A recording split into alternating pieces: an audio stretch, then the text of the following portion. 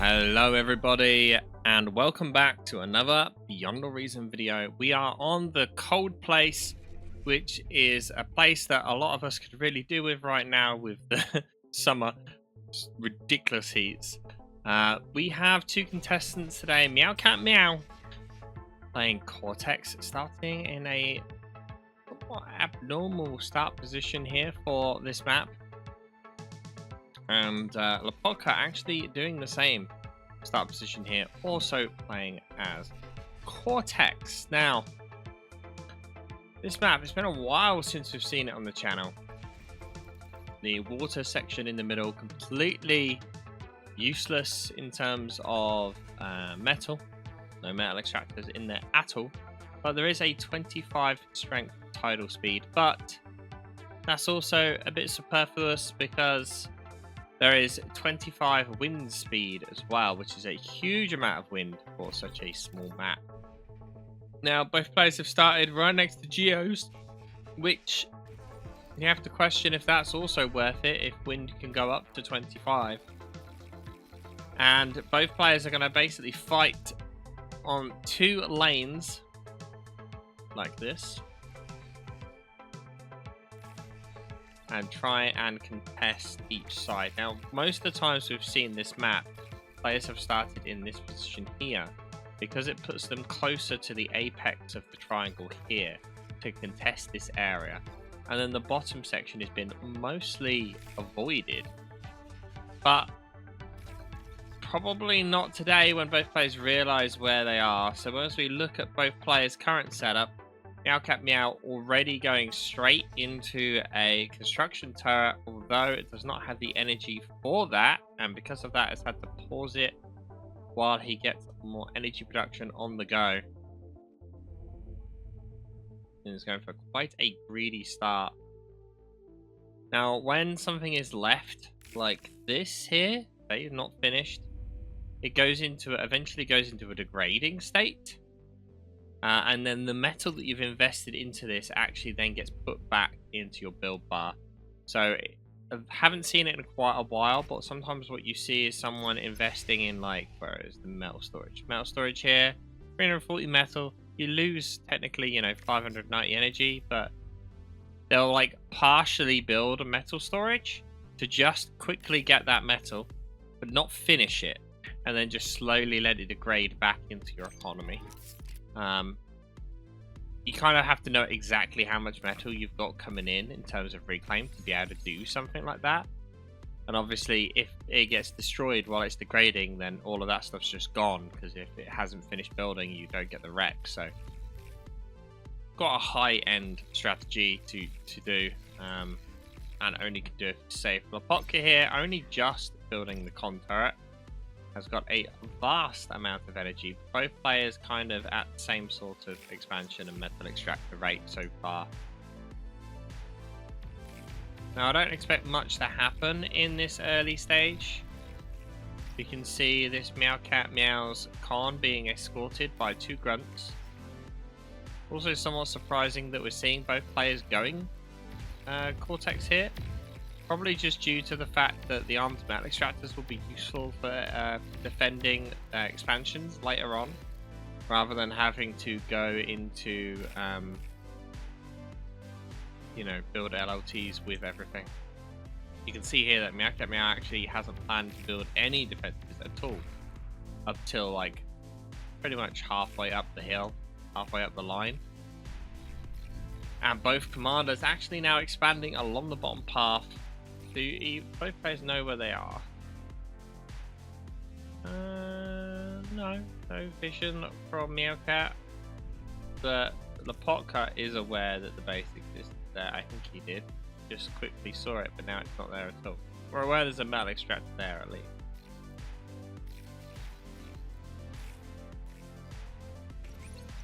Now, realistically, both numbers are going to be pretty close here for a while, so I don't think we need to worry about it too much. It does appear that meowcatmeow will get to this cluster of metal first. The question is, will he be able to hold it? He's queued up LLTs are obviously all the way here, but Lopatka's going to reach that before him. As well as along the north side, you can see there's a lot more grunts for Lopatka than there is meowcatmeow.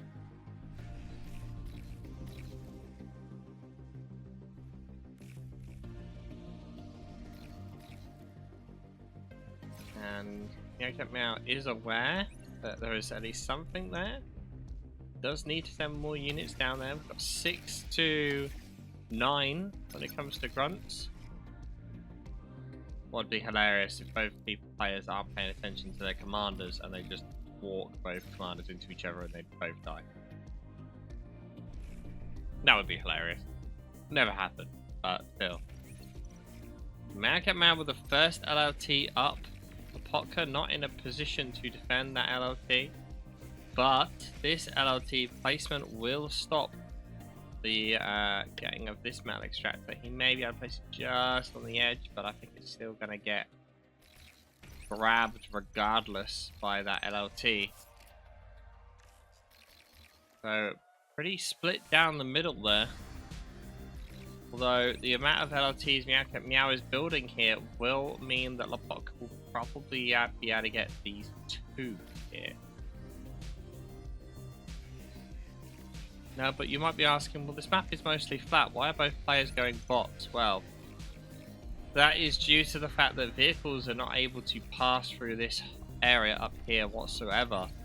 But bots can freely move around it, meaning if you can get a good flank but someone's not paying attention, you can get around your opponent pretty well.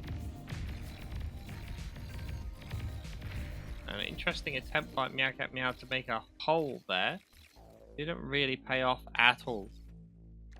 Also, with the double con expansion from Lopatka, Lopatka will get to that high ground bit first. Also, these Geo on this top spot, building a Cerberus there will completely shut down your opponent. I think it goes to like this distance or something like that. That's a huge amount of area where you'd have to push into a Geo. And Lopatka did manage to get both of the metal points down here, but with rocket bots already out from meowcatmeow, it's going to be hard for Lopatka to hold it without going all in with the grunts. But the transition over to thugs from Lopatka here is a very early choice to go even double factory on top of that. Whereas we can see vehicles going from meowcatmeow. A pawn attack does not pay off for meowcatmeow, leaving a huge open gap for Lopatka. Lopatka slowly losing ground to a couple of rocket bots here. And meowcatmeow does not have the grunts to stop this if it continues on.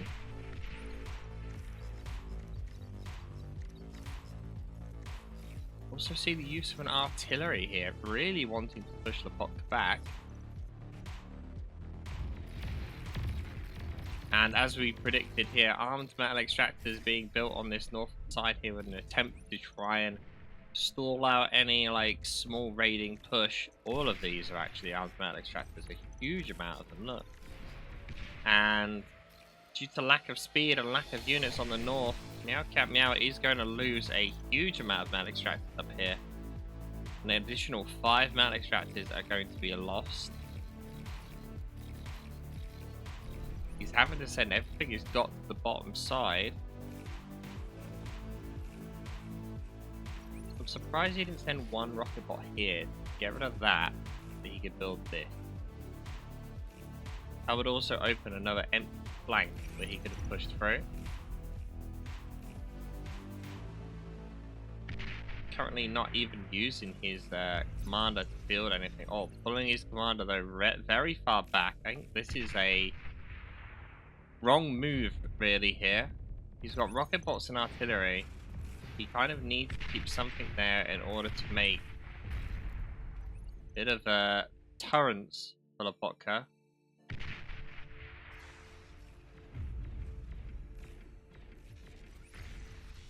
I honestly think Lopatka's going to be able to just push in here with this Thug Force very soon.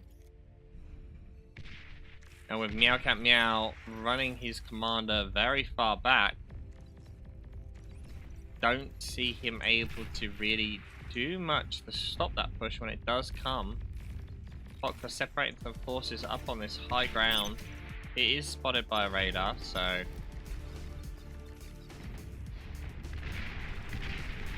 see how quickly those grunts die. Now tanks are available now, but he needs to keep the grunts available for this. Meanwhile, at the same time, the grunt force that was at the north has been completely decimated. Air also now being built by meowcatmeow, meaning 3 factories producing vehicles, bots, and air, as opposed to Lopatka just pumping out 2 maces. Maces, bugs. Bug every couple of seconds, basically. I think it has quite the metal to do this, hence why it goes ETA a ridiculous number and then slowly goes down, but he's getting there. He needs to recap stuff from behind. 2 artillery, 3 artilleries. That's a lot of artilleries. Just to use these guys effectively, he's gonna have to just keep like retreating. Whereas having just like 1 artillery like over here, slowly whittling down that stuff rather than keeping it with the whole force, may have worked out more in his favour. And now with Lopatka getting the high ground up on that hill, meowcatmeow losing a ridiculous amount. A lot of damage being inflicted there, and also these grunts are now free to push through. Hard to select exactly how many grunts there are there, but the choice of going vehicles may not have paid off here by just reacting to what your opponent has. Really, meowcatmeow needed to make some form of attack with the vehicles in order to force Lopatka to react, but instead all he's done is just kind of give Lopatka more and more room. 24 grunts to 19. This force should be able to deal with that fairly well. And meowcatmeow has also transitioned to Tech 2 in that time span. With a Tzar coming out, Tzar may do a very good job here at the grouped up thugs. Well, on the north side, we can just see a couple of grunts making it through the defensive line again. And meowcatmeow not able to get any like defensive setup here at all, which is really surprising. And here we see the Tzar get good value already. 3 kills, 7 kills.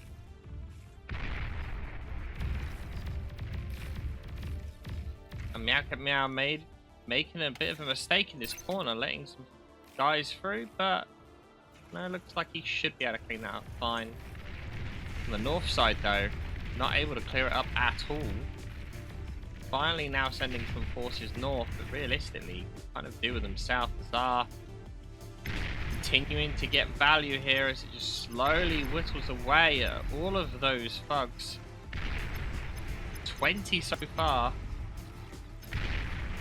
All it takes is a shot right in the middle when he sees he's got set targets there on that and the commander. He's trying to get into the middle here. 35 killed so far. And he does have a significant chunk of army still. When we select these, he's got 7, well almost 8k's worth of metal in thugs alone. So the fact that the Tzar with 1,600 has already killed, in essence, 40 maces, thugs, that's a huge amount of metal down the drain.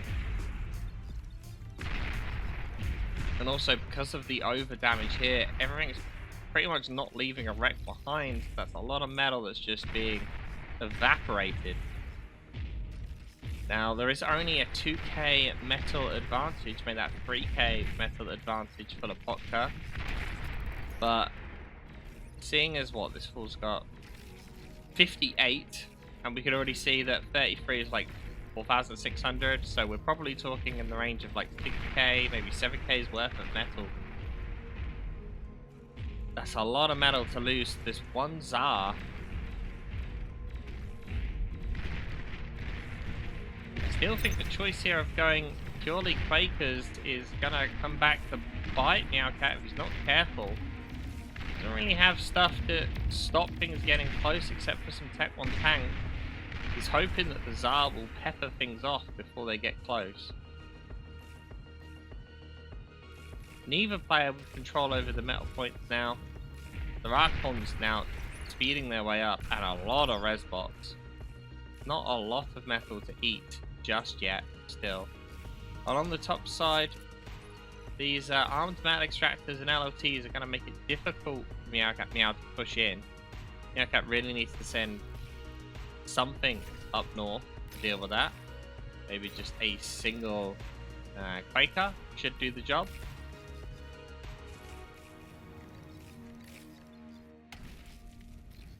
Here we're now with Fiends and Spybots. That is the plan for Lopatka. Fiends to go around in the high area to not get killed. Shurikens also coming out. And I think you need 2 EMP bots to kill Spybot.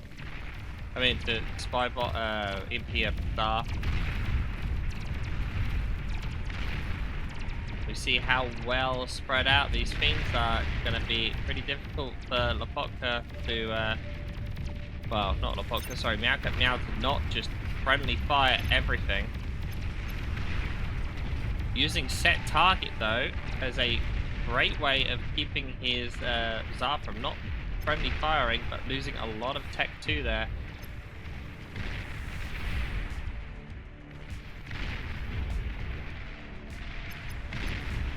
Still getting tremendous value from the Tzar. 73 kills so far. And the slow creep forward units from Lopatka not being enough.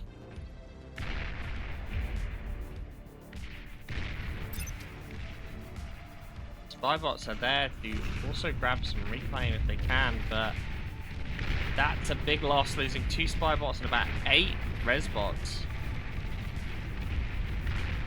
Tigers now rocking up as well will provide great kind of spam protection if stuff does get close. I mean, not great. Okay.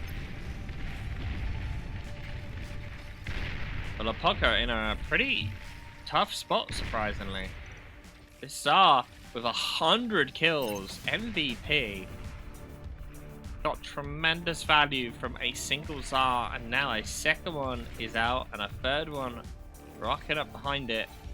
He needs to keep enough units to defend. I'm kind of wondering whether Salamanders would be a good choice here.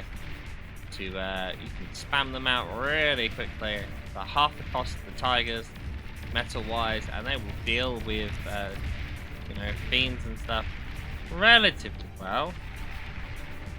They're not going to miss their shots at least, as Tigers might do. If Lopatka can get his Sheldons up in the high ground, it is going to be difficult for the Tzar to deal with them. But Lopatka being pressured even more still. Tech 2 Air now coming out from Lopatka in a desperate need to try and get more stuff. He's got a large amount of metal up here, and if he's able to get all of this Tech 2, meowcatmeow will be in trouble. Meowcatmeow really needs to kind of maybe just get something up here to like slowly whittle this away. Because at the moment it's just cons building LLTs. A single, like, you know, he could build, you know, Quaker, a Negotiator will slowly deal with it.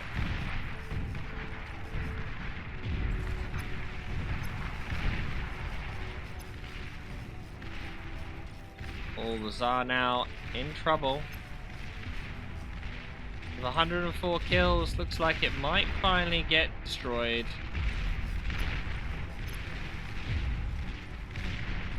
Not enough forces to field for it, and at 104 kills, it gets killed. Tremendous value, though, from that one Tzar. Basically turned the tide of the fight for meowcatmeow. And Lopatka massively on the back foot. And, you know, meowcatmeow has 2 more Tsars now. That was him struggling to deal with a single Tsar. Meowcatmeow has 2. Plus more units on its way out. He desperately does need to get some stuff to kind of field for those Tsars, though, if he wants to continue that strategy. Great amount of energy being built and advanced fusion going up, whereas we see here that a standard fusion is still being built, by Lopatka. And dragons planned.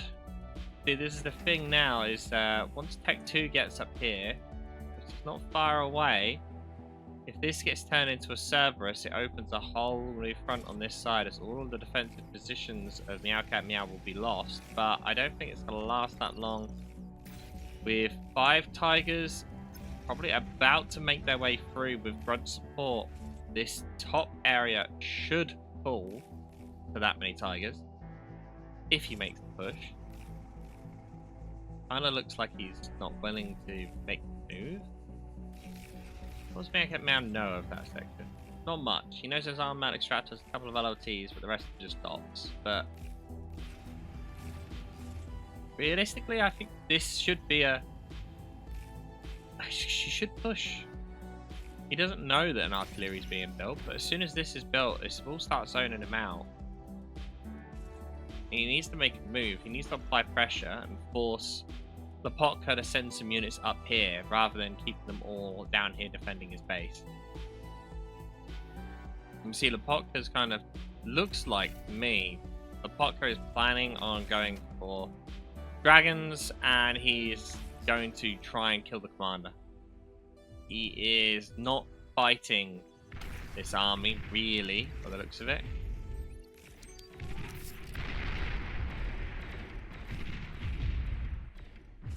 Two Quakers arriving on this northern front line. They're a bit slow on the draw though, as both of them are now going to fight the agitator.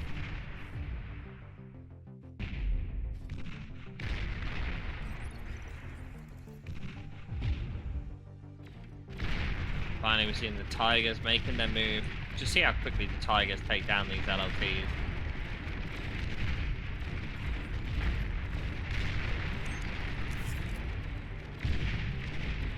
And that 4 Quakers up the top here. This Quaker will get killed by an LLT though, if he's not careful. And now finally the hole has been breached. Grunts will probably not make it too far with the amount of armed metal extractors here, but absorbing some shots for things of higher value, as all the grunts actually get killed by the Geo. And now the biggest thing is the amount of value that can be grabbed now up here. 2k worth of metal. Oh, but here come in the dragons at the bottom. Banishers being focused in order to remove any form of AA. You can see how quickly these Tsars melt dragons.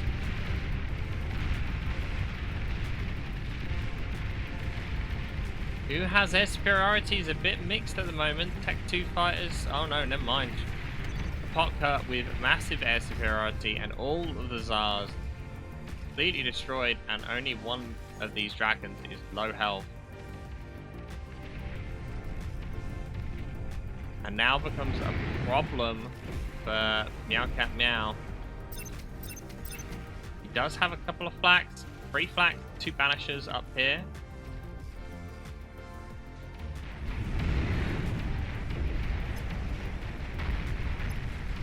Banishers can now shoot backwards, which is a big change.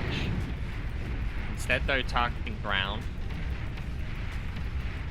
1 dragon has been killed. Now, bear in mind, he deleted his land factory, Lopatka. He has since rebuilt it, but now getting pushed from the north side, he has to kind of pick and choose his battles. The dragons are now probably pulling back to go up to the north. If he doesn't, it's going to become a big problem. No. Keeping the fight here. How many flaks there are? 6k worth of metal in flax alone. And the dragons have left. As predicted, going to the north side to try and stop this push.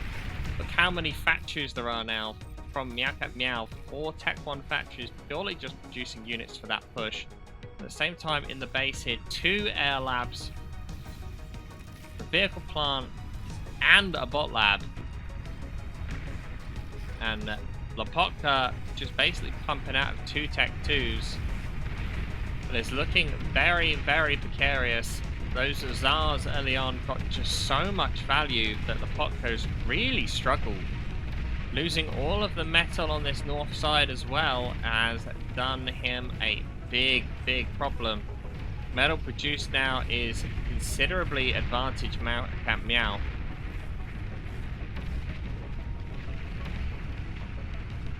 Army value is still somewhat close, only about 2 to 3k difference between the 2 players, which is quite surprising when you think of how many units there are on the field for meowcatmeow.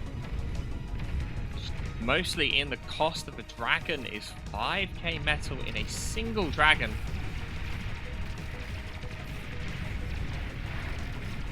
These things are not to be written off so easy. These Tech 2 fighters are by far superior to the Tech 1s. And although there are some shurikens, the flak will stop the shurikens getting shot down. And this is a good combination for Tech 1, Tech 2 here. Having to sacrifice most of his Tech 2 fighters in order to try and free some of his units from the shurikens, but don't think Lopatka is much longer for this world. Meowcat in such a very, very strong position here. He's not even expanding much, like very quickly along here. Like there's a mist mail extractor there. He's getting these here, but realistically, he's in such a strong position. He can kind of dictate the game at this point. He's got Lopatka in a corner. Kind of wouldn't surprise me if we see experimentals coming out from meowcatmeow. It does seem actually though we're seeing Tech 2 air for fighters to finally deal with the dragons.